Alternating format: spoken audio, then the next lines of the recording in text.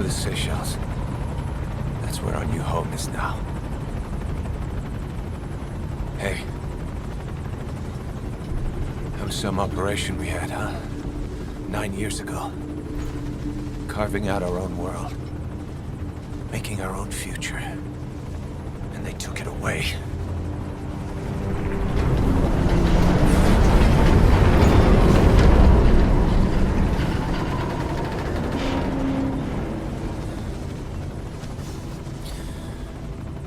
I'm gonna rebuild it.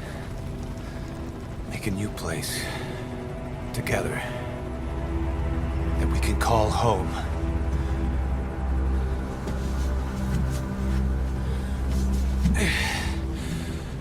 Yeah, we were dogs, all right. Slinking around out of Cypher's sight. Digging up whatever kind of dirty money we could find. You name it. We did it. You see this? Diamond Dogs. Our new home. The phantom of our former selves. Triumph. Death. We weren't allowed either. Yeah.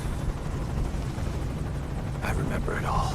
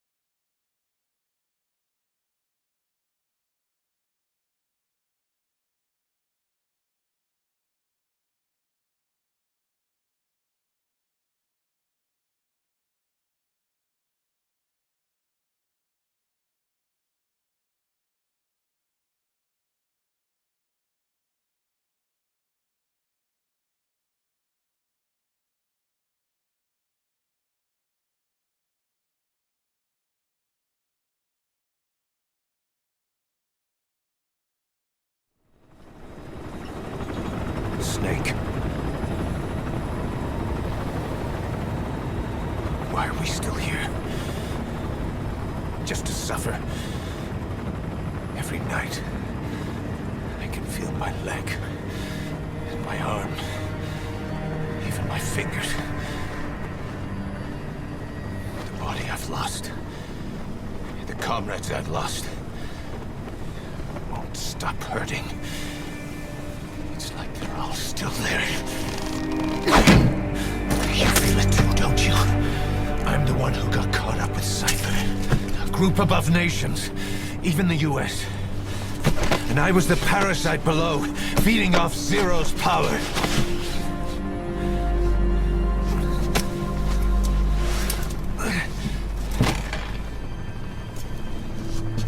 They came after you in Cyprus.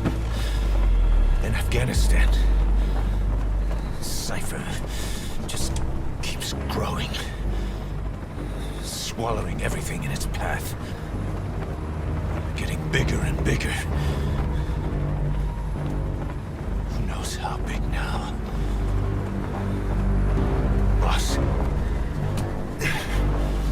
I'm gonna make him give back our past. Take back everything that we've lost. And I won't rest until we do. Approaching Mother Base.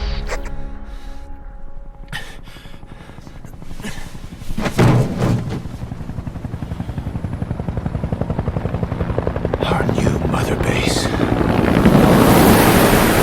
I don't know how long it'll take, but I'll make it bigger, better than before.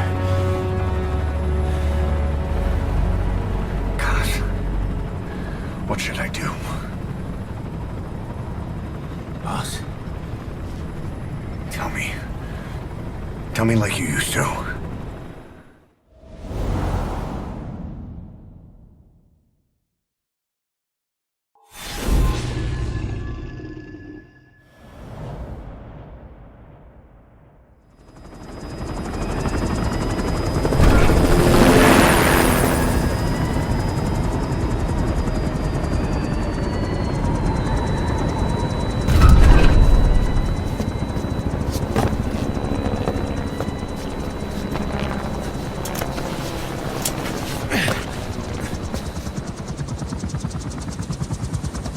Times have changed, boss.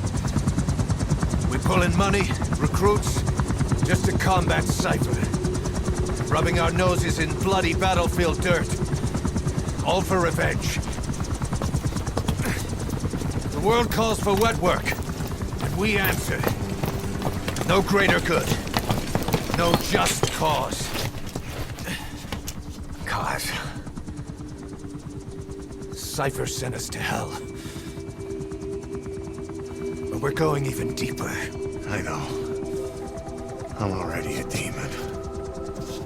Heaven's not my kind of place anyway.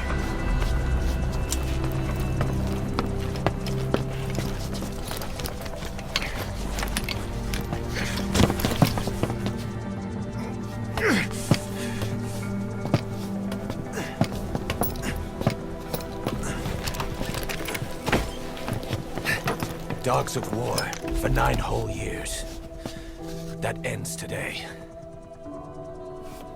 Now you're not sleeping, and we're not junkyard hounds. We're diamond dogs.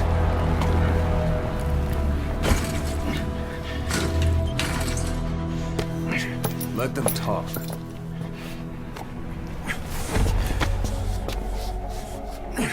We can crush Cypher, boss. And you can build the army that can do it. Just one thing, Kaz. This isn't about the past. We're fighting for the future.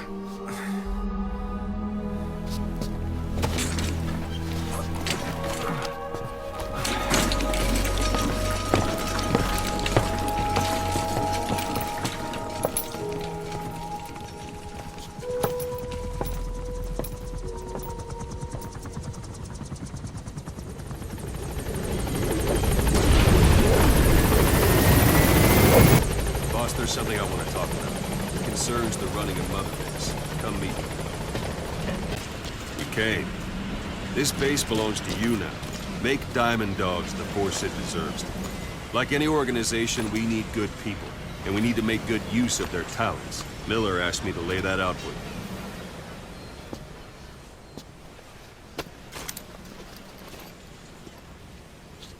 To start bringing people in, use this. It's a Fulton recovery device.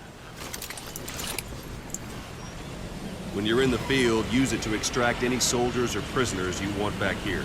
And we'll see if we can't persuade them to join the ranks of Diamond Dogs. Go on. Test it out on the staff here. Anyone you want. First, put them to sleep. You have a tranquilizer gun, don't you? I'm ready, boss.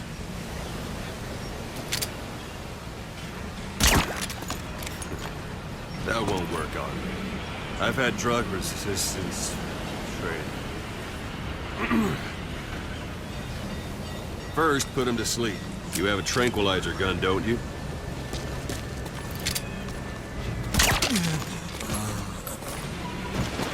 Out like a light. Now approach him and extract him.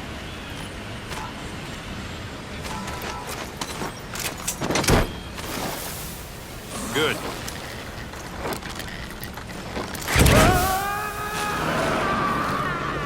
Extraction complete. You can only Fulton recover someone if they're not resisting it. No dead bodies either. They don't make great recruits. The staff member you just extracted will be assigned to the team best suited to his abilities. See for yourself. Open your iDroid. Select staff management from the Mother Base menu.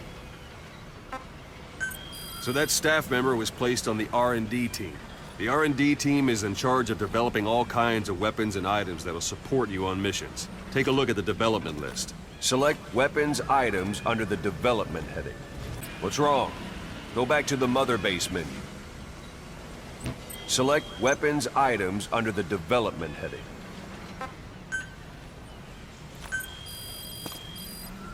That's the R&D team's development list. See the item called cardboard box? Didn't seem much use to me, but Miller was adamant that you'd want it on the list. The last word in infiltration technology, or so he said. In any case, we don't have the manpower to develop it just yet. We need more staff on the team. Go extract a few more people. Boss, put the iDroid away for a moment. You can also Fulton extract individuals you've knocked out. Why don't you try knocking someone out with CQC next? Show them how it's done, boss. Let's do this, Try boss. throwing them. It's the best way to knock someone out instantly.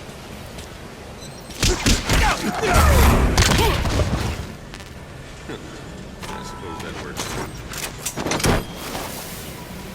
Good.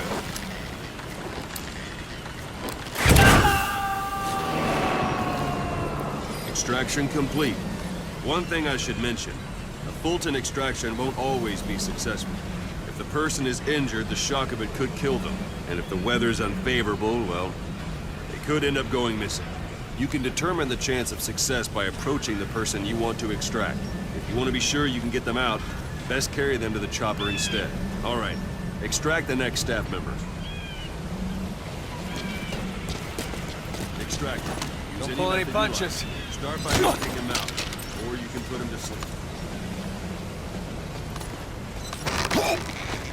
If there are multiple adversaries nearby, perform CQC on them in quick succession. This allows you to take them all out before any of them can strike back. It's an honor, boss.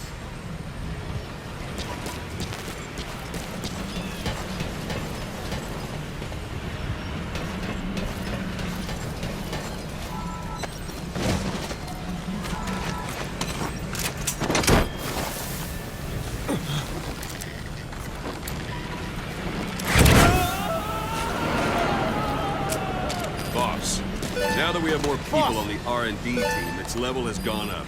They should be able to develop the cardboard box now. Open your iDroid.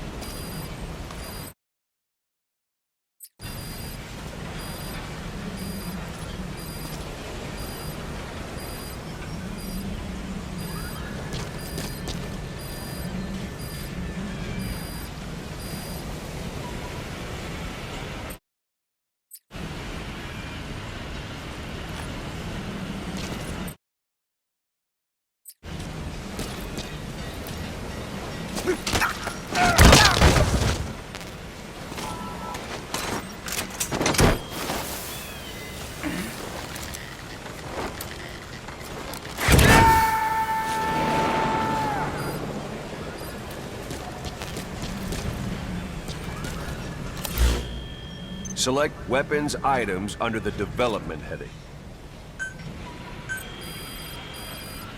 Now select cardboard box and start development. Just be aware that development requires funds. GMP. Watch we don't end up in the red.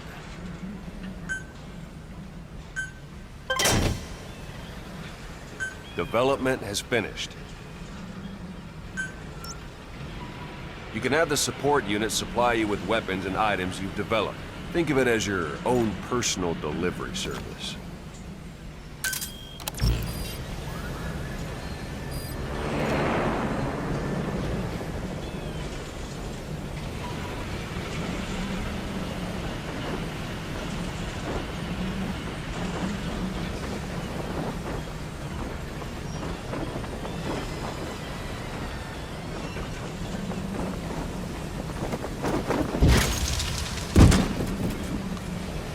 And there it is. Not sure what it's good for, but Miller said you'd know what to do. Try it out. One last thing. The staff members you extracted were all placed on the R&D team, but that was Miller's decision. If you think they belong somewhere else, you're free to move them around. Well, that about does it. You won't make any GMP or find recruits hanging around here.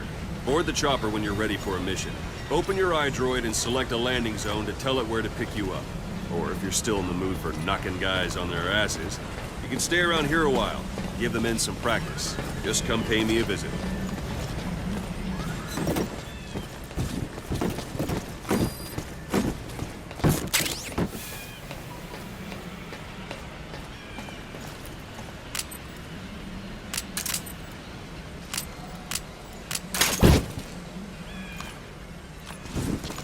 Boss, let's practice your CQC.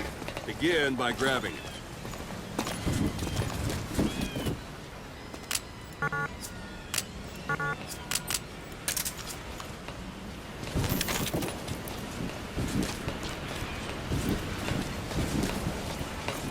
Don't pull any punches.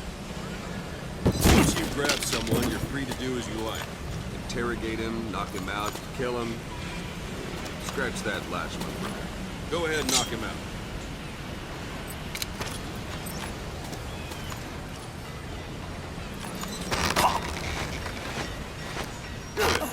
Extract the staff member.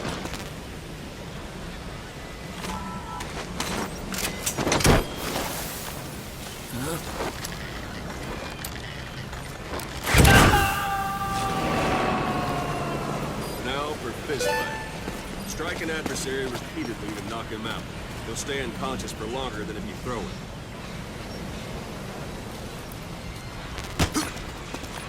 Boss! Go on and extract it.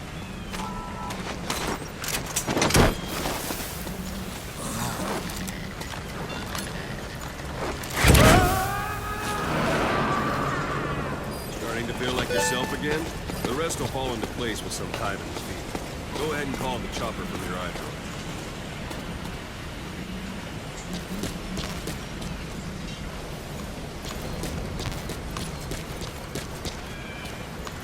That's enough. This isn't the time. Give it a rest. Go for them, not me. Boss! Thanks for that, boss.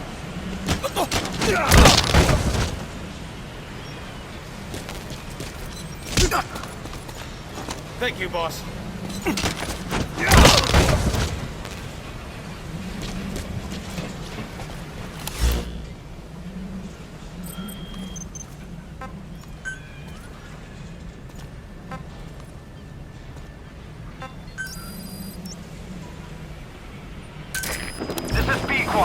Arriving shortly at LZ.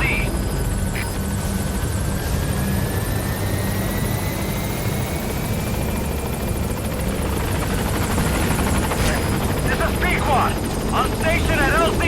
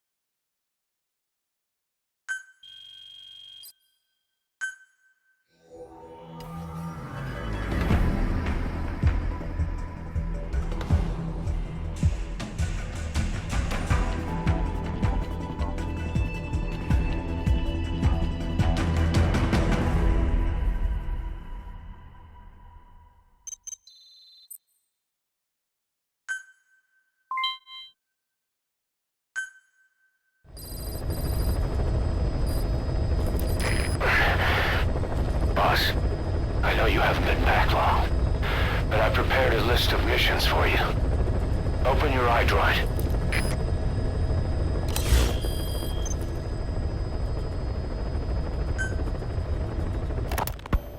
You were hospitalized in Dekelia, a British sovereign base area on Cyprus. It's part of British overseas territory that falls outside of Cypriot jurisdiction.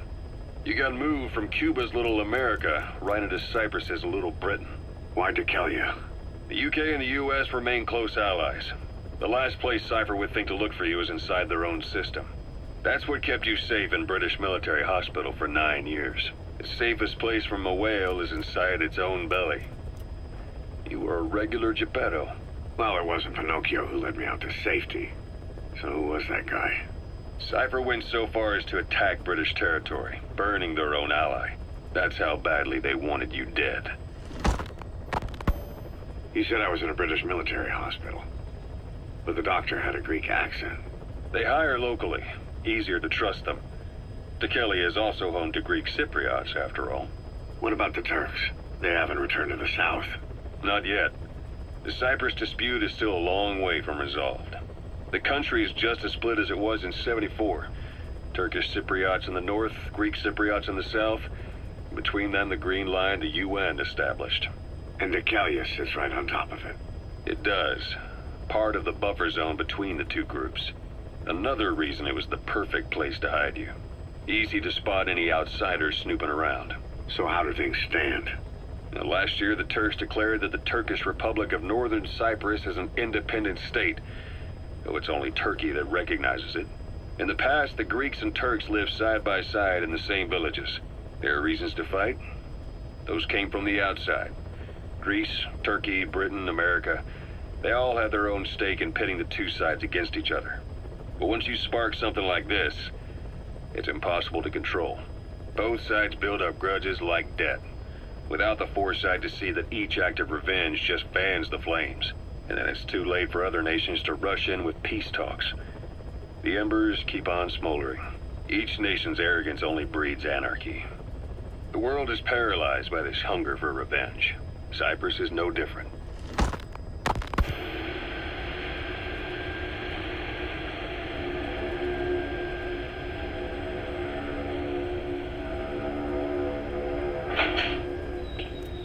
You're up. We're changing ships? We can't go sailing the Suez in a whaler. The Suez Canal. When did they reopen it? Not long after you were attacked. Once they finished sweeping it for mines after the Arab-Israeli conflict. Can you stand? We're going to transfer to a container ship for passage through the Suez. Our destination is Pakistan, Afghanistan's neighbor to the south. There we disembark and head via Peshawar to the Zero Line, the border. We'll travel to the Khyber Pass by road. And then? We continue on horseback.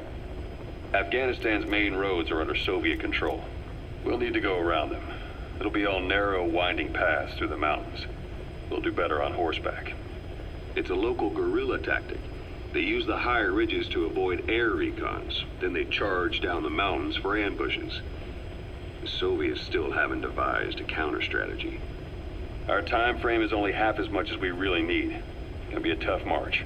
Better horses than boats. Well, it'll make for good physiotherapy. Take the time to get used to that new arm. While the Soviets have indicated they are not participating in the Los Angeles Olympics, primarily because the United States has made no attempt to guarantee the safety of the Soviet Union's athletes, the United States is increasingly demonstrating the belief that the issue has nothing to do with its preparations, and in fact this is retaliation for the Western nations' boycott of the previous Moscow Olympics. That concludes today's news. That's quite some news. The Soviet Union not attending the LA Olympics? Yeah. Andropov's death has changed some things. They're calling it revenge for the Western boycott of the Moscow Olympics. Countries boycotted the Moscow Olympics? Yes. In protest of the Soviet Union's invasion of Afghanistan. Over 50 countries were absent. It's too bad I didn't get to see Yamashita's judo. When the 40th Army crossed the Amu River 4 years ago, détente went right out the window. The U.S. Congress chose not to ratify SALT II, and Reagan's hardline politics won in the presidency in a landslide. According to him, the Soviet Union's an evil empire. A second Cold War. And there's been no end to regional conflicts and civil wars. Lebanon, the Falklands, Grenada, Iran, Iraq. The story never changes. Egypt and Israel did sign a peace treaty.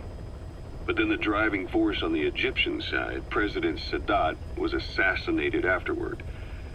Apparently his actions were considered a betrayal of his fellow Arabs. Islamic extremists? Yes. Fundamentalist extremists have been responsible for some bold acts of terrorism in recent years.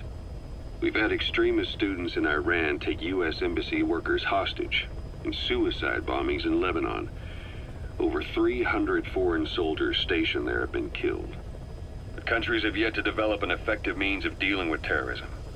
Afraid of losing their own men, they've pulled their forces out, handing private forces a golden opportunity. Private forces? Small armies with no national affiliation, working for the highest bidder. That's right, they got the idea from you. After Mother Base went down, they began spreading to meet the soaring demand. Miller's organization is just one of many PFs now. The entire world is after you. But at the same time, it needs you too. Miller told me about what happened in the Caribbean 9 years ago. You do remember Miller. You'd formed a private army with him. An army with no allegiance to a nation. I remember, but... I see. You're not sure what's fact and what's a fantasy caused by the coma. It's still all a mess, huh? All I can do is tell you the facts as they were told to me. I've gone easy on you up until now, but this is where the hard stuff begins. 1974, the year before you entered your coma. You were in Colombia, operating with a small unit of men, basically mercenaries. Miller was among them. Miller was trying to find a way to turn his and your talents into a line of work. He was looking to start a business where you would fight on behalf of others around the world, those who needed military force. But the reality was, at that time, you didn't have enough gear to equip your own men. Then Miller came across this client. It was a huge job he was offering, but you had a shot at pulling it off. You accepted it and headed into Costa Rica. The client even threw in an offshore facility in the Caribbean. The Mother Base, that would be your new base of operations. Miller sure did have a head for business. As your mission went on, your unit grew and grew. More weapons, more money. Before you knew it, you were commanding 300 men. As the organization got bigger, your military powers swelled to match. It got so the international community couldn't afford to ignore you. You were just too damn successful for your own good. You, your men, had worn out your welcome. Everyone was out for you. East, West, First World, Third.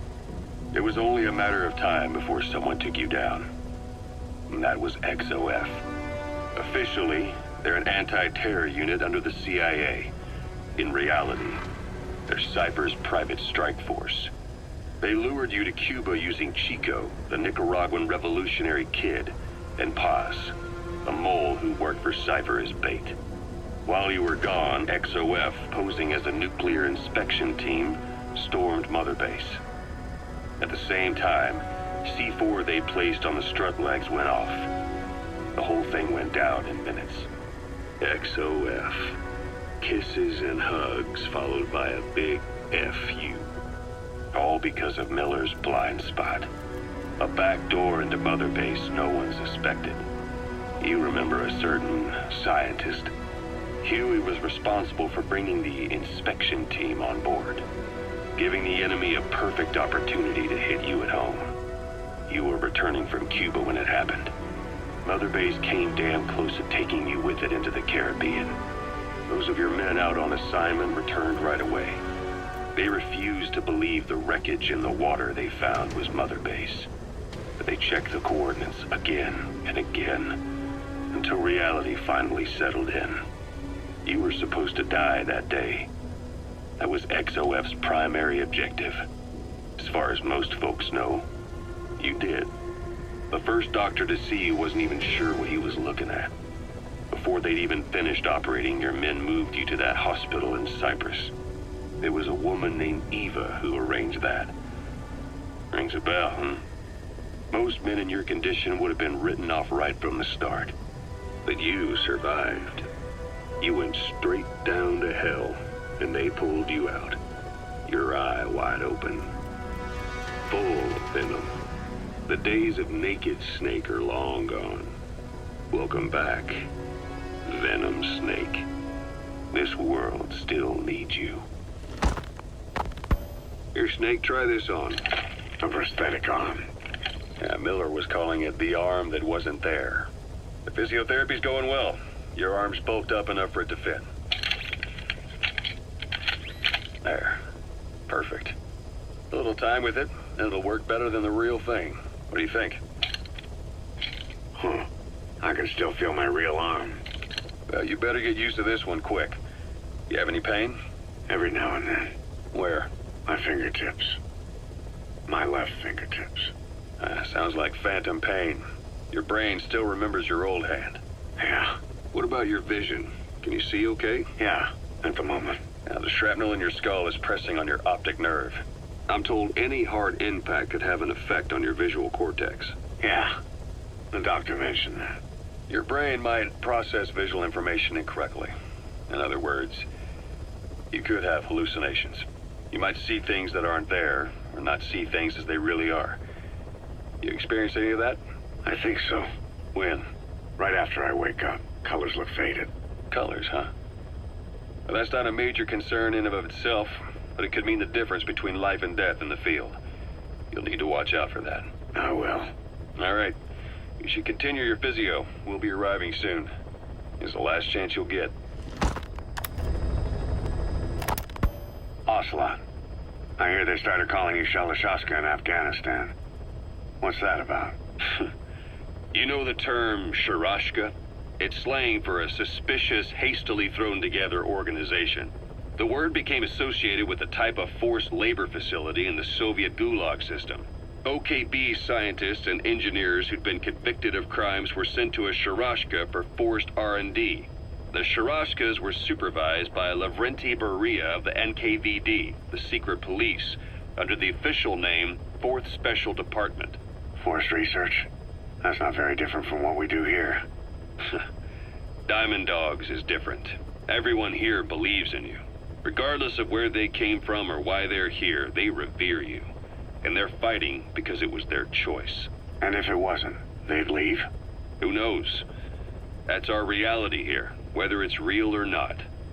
If there's another truth, I don't want to know it. All that matters is that's the concept that's taken shape in their heads. The traces of a group ideology, our superstructure, to put it in Marxist terms. All right. Go on. Right. So anyway, at some point the enemy started calling me Sharashka.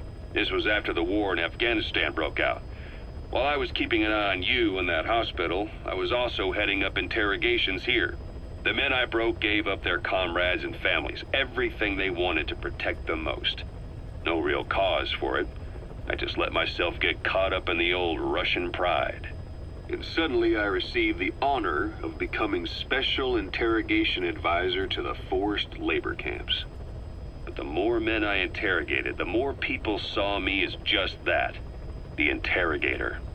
It helped cover my real objective of keeping you safe. You went that far for me? Far enough to keep you alive. I ended up being pretty well known among the Afghan guerrillas. Some of them would have seen me on the battlefield, and that's how I got the second half of the name. Shashka. It's a sword, a type of saber from the Caucasus. Russian dragoons and Cossacks carried them into battle. Now, the Russian Empire had a general by the name of Fyodor Arturovich Keller. His bravery earned him the nickname Russia's Greatest Shashka. Someone must have known about that, because somewhere along the line, Shashka got stuck on the end of Sharashka. The guerrillas were using the name amongst themselves, and by the time I got to hearing about it, pronunciation had wound up as Shalashashka. So, half Gulag, half Hero Sword. Is a perfect fit. But you see how rumors and ideas about people can get out of hand fast. Once you create a character and put it out there in public mind, it warps and twists with every baseless rumor. And before you know it, all people see are phantoms. In my case, it works out just fine. I'm plenty used to working under aliases. So SALT II still hasn't gone into effect? That treaty was drawn up to limit not just the size of the U.S. and Soviet Union's nuclear arsenals, but also their delivery systems. The whole deal. Just when we thought all those years of negotiations had paid off, somebody decides to invade Afghanistan. The timing couldn't have been worse. The president was in the middle of the SALT II talks back then. You mean while you were busy trying to stop Peace Walker? I heard. President Ford was meeting with the General Secretary in Vladivostok. In his absence, the political brass in America detected what they didn't realize was false nuclear launch data from Peace Walker, and were on the verge of ordering a retaliatory nuclear strike. Coleman's big idea? Humans are incapable of destroying themselves. Turns out he never knew what humans are capable of. If that AI, the boss, hadn't found a way to stop the fake data transmission, they probably would have gone ahead with the launch. Deterrence was revealed as the pipe dream it was. All thanks to you. And her. The U.S.-Soviet talks looked set to fall through. What happened in Nicaragua no doubt helped trigger a change of heart. But in the end... The times define the politics. When you've grabbed their tail, they turn and bite your hand. I first met you 20 years ago now. The place was Selenouyarsk in the Soviet Union. We were enemies. I was with the GRU. You were still fighting for America. 1964. Operation Snake Eater. Its objective? The assassination of the legendary soldier known as the Boss. When you returned home successful, they awarded you the title Big Boss. Your CO, Zero, sought to carry on the Boss's will by covertly establishing his own organization. You knew the original members from Operation Snake Eater. From America, there was David O, or as he was to you, Major Zero. Donald Anderson, aka Sigint. Dr. Clark, who went by paramedic during the operation. And the fourth, you. From China, there was Eva. And me, Ocelot, from the Soviet Union. 6 in total. To us, government notions of friend and foe were meaningless. As were East and West, we joined forces by our will alone. Our objective was to fulfill the Boss's dying wish, to make the world one. And to do it, Zero used the Philosopher's Legacy, the secret war fund you obtained during Operation Snake Eater. This organization would go on to become Cypher. I, on the other hand, was left with the problem. You only recovered half of the legacy. I had to locate the other half myself. When I found the funds, I passed them on to Zero, just as you wanted. I still trusted him in those days. We thought what he was doing was the Boss's will, until he started that one project. Les enfants terribles, Zero called it. You parted ways, as did Eva, leaving only Anderson and Clark still with him. I maintained limited contact, although truth be told, we were just keeping tabs on one another. The reason was always you. After you returned to the Army and created Foxhound, you left America. For a time, even I'd lost track of you. I'd imagine Zero did too. You always were the best when it came to hide and seek. Zero created Cypher, an information network to tap into every corner of the globe. Woven together, Cypher's arteries make the world just one big organism. And that's not all. It also monitors the thorn in Zero's side. That's you, tracking your coordinates wherever you might go. The further you strayed from your roots, the larger Zero became. It's as if he was trying to close the gap between you. But before long, he disappeared from public life. Only a few people had direct contact with him. For a time, I was one of them. Then a year after you fell into your coma, he slipped out of sight entirely. Since then, nothing. No photos, no recordings, not even a reliable rumor as to his whereabouts. I tried every method I could think of, but Zero was gone. Freed of his control, his creation, his power continued to grow. Cypher is a great beast, and Zero was its spine. But even without him, it's endured, evolved. But now its body is rotting, riddled with parasites. Parasites like the ones who attacked you 9 years ago in the Caribbean, and then at the hospital. Cypher's Black Ops Unit, XOF. They learned where you were, and came to wipe the slate clean. Christmas Eve, 1979. The Soviet Union rolled into Afghanistan. Muslims had revolted against the Soviet-friendly regime established the year before. The DRA forces could no longer contain it themselves, so the Soviets went in to intervene. The Afghan government was powerless and fraught with infighting. They lost the hearts and minds of the people, and that alarmed the Soviet leadership. With the Islamic Revolution happening in Iran, the Soviets felt they had to act fast or risk the spread of Islamic revivalism. A superpower, sending a motorized rifle division against men on horseback with antique rifles. Everyone thought it'd be over in an instant, only it wasn't. Some Muslims made their fight a jihad, a holy war, and began a guerrilla campaign on all fronts. A war of attrition. These fighters call themselves Mujahideen. They're being supported by the West through Pakistan. That's why Miller was involved. He was training them near the Zero Line, sponsored by the CIA. The war has become a nightmare for the Soviet troops stationed here. They thought they'd be headed home in 6 months at the most. Then a year passed. 2 years. Now here we are 4 years on with no exit in sight. Afghanistan has become the Soviet Union's Vietnam. The Soviet troops on the ground want to go home, but at least they have homes to go back to. The Afghans have lost theirs.